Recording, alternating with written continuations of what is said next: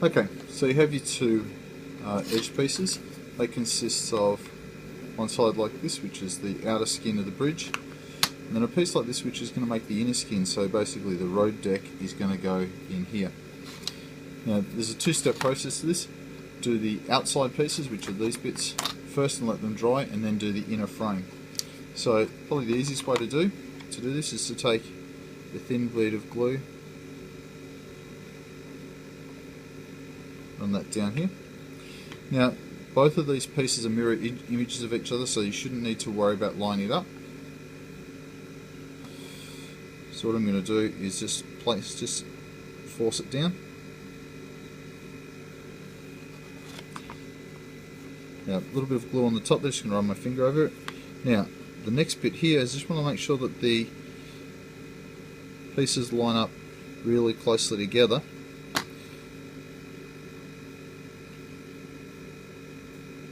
Right, and once I've lined it up like that, any excess glue in this area here, right, needs to be wiped away. Again, your old paintbrush will do the trick there. It's important because later on I'm going to take the roadway and I'm going to slide that in to that groove there. So this groove along the bottom here needs to be clean. So very important. Once I've done this piece and then of course this one, I'm then going to set them aside and leave them to dry. Now it will work much better if they are very dry, so I would leave them overnight. Right, the internal framework consists of these two arches, right, and a whole series of these support pieces. Now again, before you start gluing things together, you'll see that there's some inserts that haven't come out, so just with your fingernail push all those out.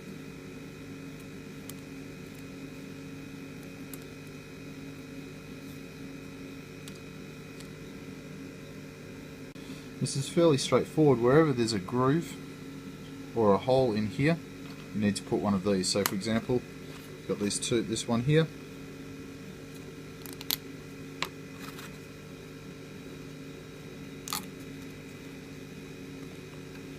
So you can see that's linking those together. Now they're reasonably tight fit, so you can probably put it together without glue to start with. I'll leave that up to you as to whether you want to glue them as you go. My preference is probably take a small piece of glue, or a small amount of glue on the end of each piece, and then just slide them in. And again, I would probably work by going into this side here first, and then once I've got all of these positioned, then put the other piece in on top of those.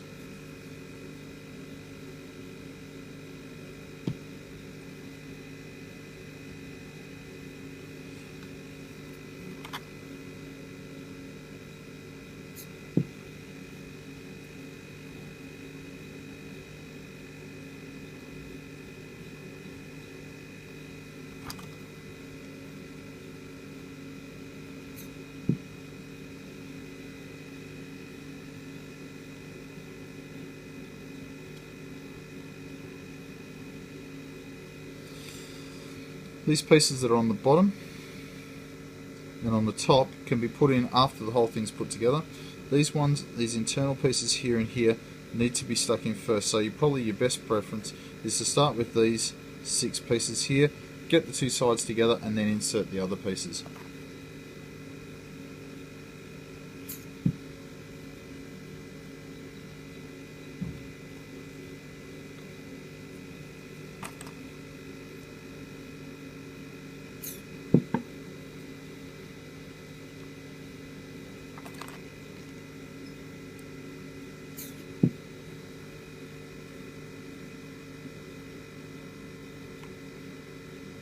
Okay, so now that I've glued all those internal pieces, just going to stand it up on its end, and again I'm going to just pull these pieces out for now because I don't need them.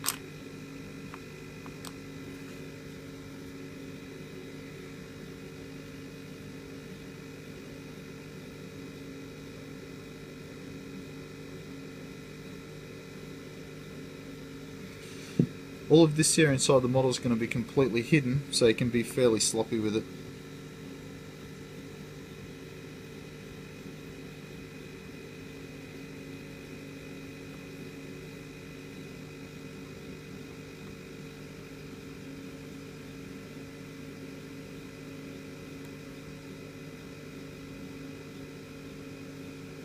Right. So again, you can see I've now got that internal frame.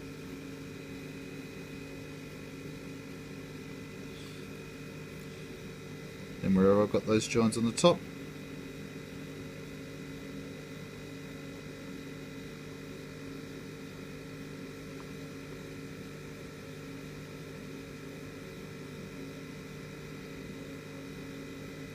the only thing you need to be careful with is that these edge pieces are going to butt hard up against the inside here, so any bits that are hanging over are going to cause some problems, so it needs to be smoothed off on the ends.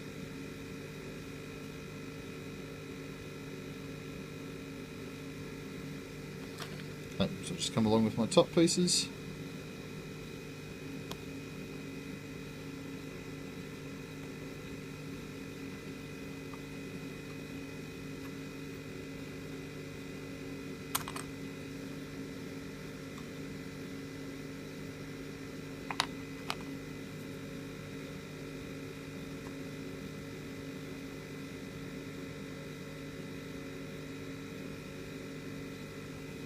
I can turn it over,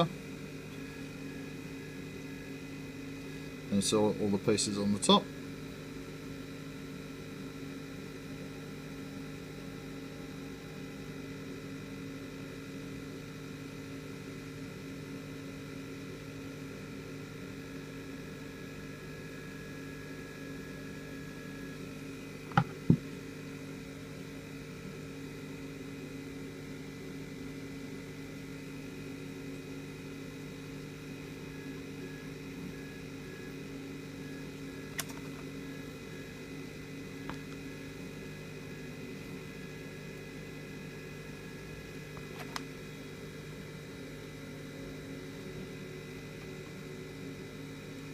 So again, the critical bit here is to make sure there's no bits of timber hanging over on the ends, as in here. So these two sides here are completely smooth.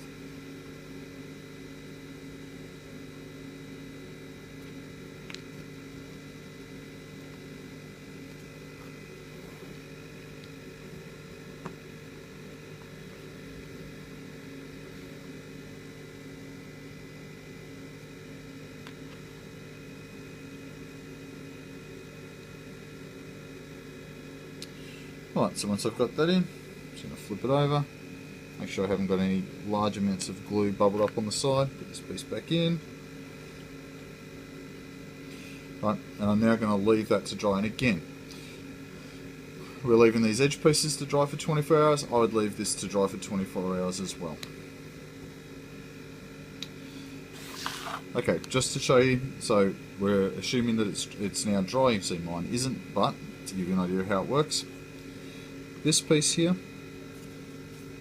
and this piece here lock in onto the sides. Now when you glue them in place, I would clamp them. So a G-clamp or something on either side. The design is to leave a small channel along here, which the roadway can then slide up and over the top of. You can run glue across the top of these runners to give it something to stick on or stick onto, but the idea is it will run across. On the underside, we take these pieces and we basically bend them, fold them, so as they sit in these sections here. Right, so you'll get a curved stone piece. Okay, so I've let these two parts dry, so I have these edge pieces with engraved one side and the top rim, and then the bottom frame will join together.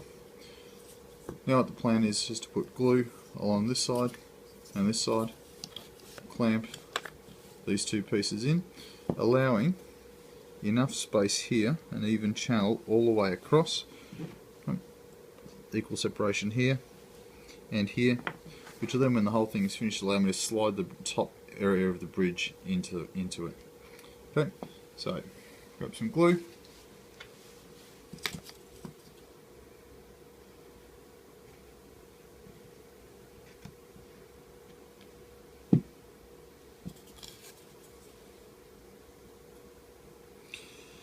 Now what I'm going to endeavour to do as I'm lining this up is to make sure that these bits here at the bottom are lined up well. Of course I'm going to make sure I get rid of any glue runs. One of the tricks with this will be to put the two sides on and then a couple of G-clamps over the top of both of those. Oops.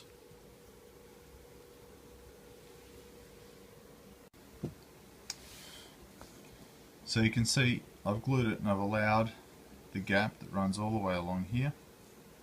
Right, and I'll actually run all the way off the end down here. Okay, and I've checked that these pieces here line up with the outside piece and the inside piece inside it. What I'm going to do once this is dried is take this, picking up, starting down one end, slide it up and all the way along the top. Once that's glued in place, then the final thing is flip it over and do the two undersides of the bridge. You're going to put G-clamps on it, which I would recommend if you've got them. One across here, maybe one across here in the centre, and one across there at the end. So as you can see, I've got my G-clamps in place, holding it together. I'd normally let this dry, then you can release your clamps. I'm in a bit of a hurry, so I'm going to do mine while it's clamped. You can see that I've placed glue on the upper surfaces of these supports. Then I'm going to slide the whole thing back, slide this up and underneath. This one's a bit difficult to film, but I'm just going to show you the rough principle. So you'll find that the actual deck goes in pretty easily. Where it'll get stuck is maybe coming down the other side, and this is why you leave the underside nut on. Because worst case scenario, I can tip the whole thing over and get at it from the other side. And once I slide it in place, there it is, one complete bridge. Well, bridge deck at least. So there you can see the bridge deck's in place. Now if I tap down the ends here, you'll see there's a little bit of flex there. So what I'm going to suggest you do is, once you've got it in place, remember I've still got my clamps on it, you grab the whole thing, turn it over. Right, and before I put the other side in, I can then run some glue down the inside here just to finally secure the deck. Okay, so for the final bit of the bridge is these pieces here in to form these arches. Now the trick with these is to give them a bit of a pre-fold first. So I'm just giving them a bit of a bend. Then I'm going to come along and just push them down into place, just to make sure that they've bent down far enough. Now they should fit. If they don't, it's easy just to grab a Stanley knife or a knife and just take a little slit off the top. What you'll find is they need to be almost vertical in there, so a bit more of a fold will actually help that.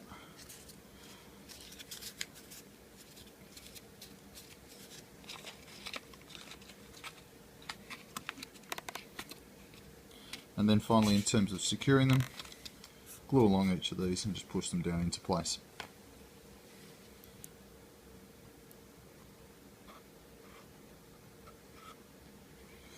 Trap for young players, don't forget that the brickwork is supposed to be facing towards the outside.